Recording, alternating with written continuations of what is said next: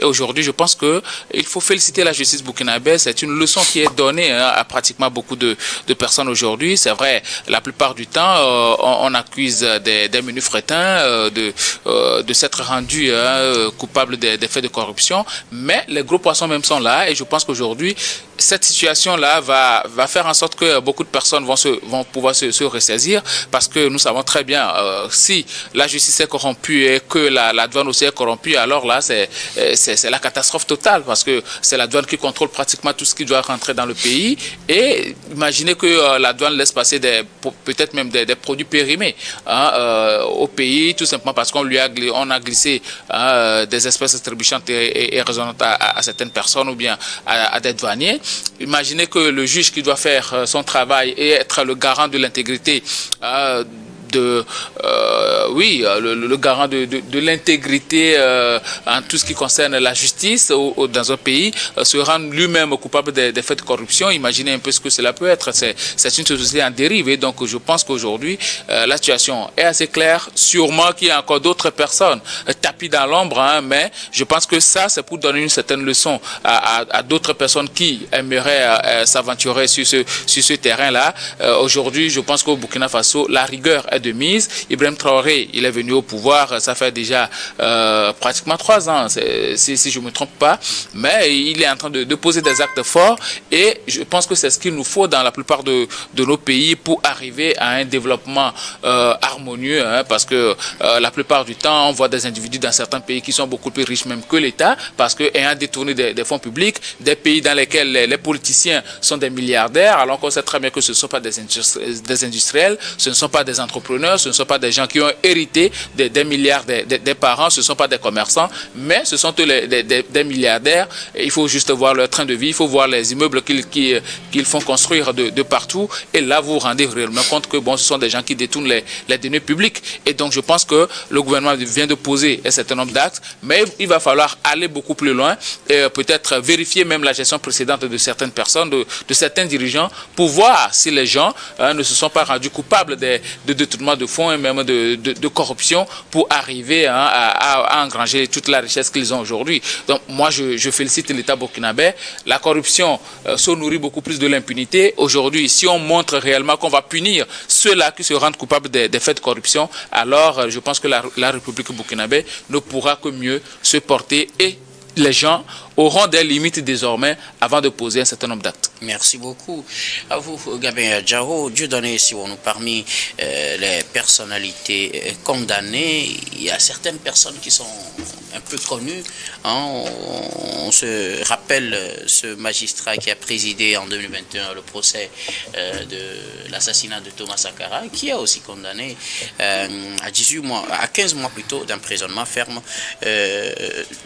À 15 mois d'emprisonnement, dont 2 mois ferme, avec une amende de 5 millions de francs CFA à verser. Notre juge également, président d'un syndicat également, condamné, des douaniers, des hautes personnalités qui normalement incarnent la justice et le droit et le contrôle aux frontières, sont condamnés pour corruption au Burkina.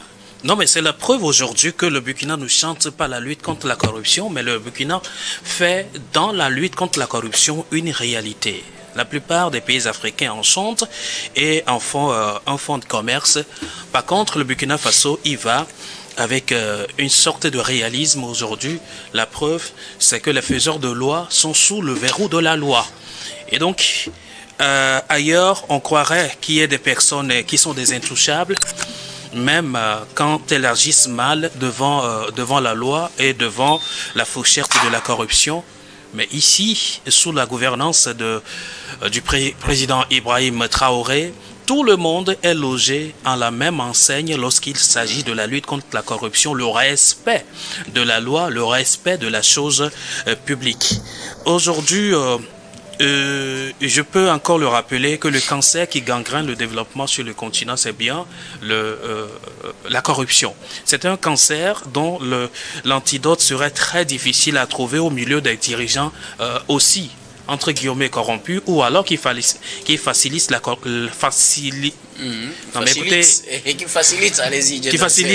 corruption. Voilà, ou alors qui laisse passer la corruption sans réagir. Alors, Ibrahim Traoré aujourd'hui est en train de faire passer une leçon au plus haut niveau que aujourd'hui personne n'est épargné lorsqu'il s'agit d'être touché par le bâton anti-corruption.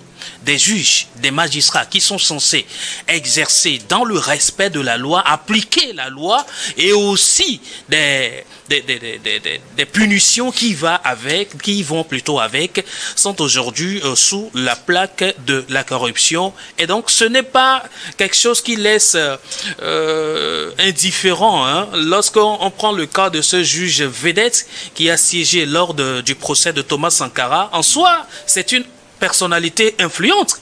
C'est quelqu'un à qui on peut accorder un certain bénéfice de doute, mais aujourd'hui, malheureusement, c'est lui qui se retrouve la main dans le sac. Je rappelle que ce ne sont pas tous les soupçonnés qui ont été incarcérés. Il y a 2 qui sont laissés sous bénéfice de doute, histoire de continuer les enquêtes. Mais ce qui est évident, c'est que les juges, des avocats sont impliqués dans une affaire de corruption partant de 7 millions à 7 millions de francs CFA à 75 000 $ en matière de transactions bancaires. Cela se passe et malheureusement, c'est là la triste réalité. Lorsque les douaniers même sont corrompus, la grande corruption, ce n'est pas au bas niveau.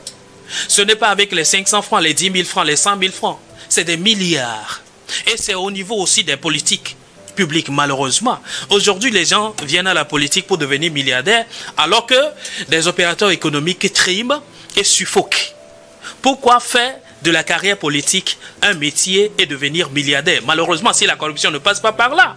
Je me dis, pour aller au développement du continent aujourd'hui, il n'y a qu'une seule chose à faire. Lutter sévèrement contre la corruption. Mettez la personne qu'il faut à la place qu'il faut. Il n'y a rien à faire.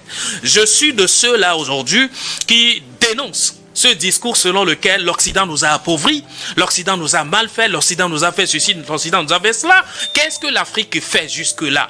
Si on chérit la corruption, si on entretient la corruption, si on fait de la corruption un bâton de pèlerin, alors il est temps que chaque dirigeant sur le continent, comme le fait Ibrahim Traoré aujourd'hui, eh bien les résultats sont là. Si on ne lutte pas contre la corruption, aujourd'hui le Burkina Faso ne serait pas là où il est. Le Burkina Faso ne serait pas en train de lancer des grands travaux.